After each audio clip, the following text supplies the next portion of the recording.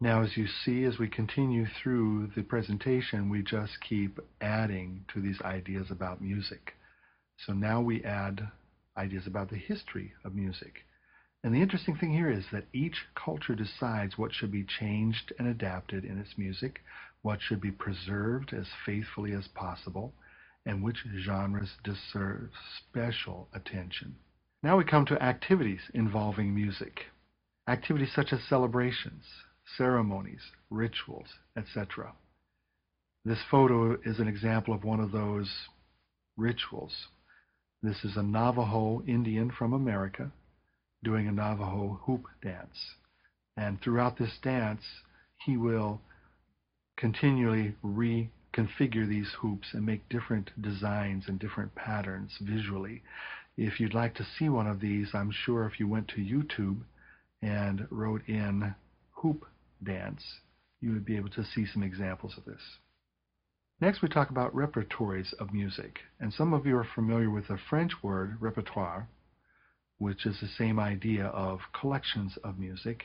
You can see a definition in our book. And that includes dimensions of style of the music, the cultural preferences for sound organization, tuning systems, rhythm patterns, etc., based on that culture's particular aesthetic systems. And many different cultures have different sets of aesthetic values. The idea of genres that were discussed in a previous section, you can see that description in the text as well. The idea of texts, the idea that language and music combine make more powerful communication.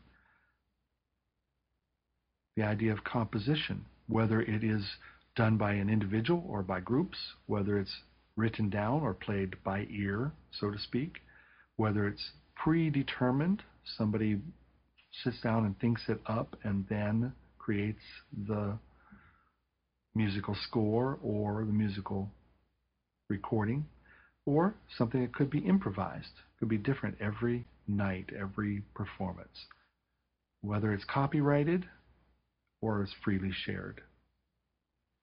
Transmission.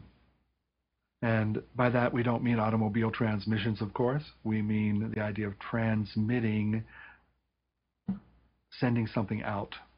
So how do we transmit or share the music with others? Sometimes through written music, sometimes by teaching music by rote or teaching music by ear, imitating, etc. Movement. Music is associated very often with dancing or movement. It can be a pre-planned movement or spontaneous.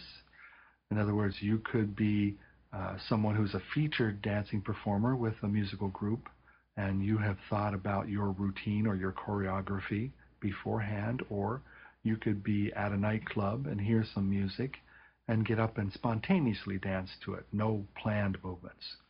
It can be directly or indirectly related to the intended aesthetic of that performance.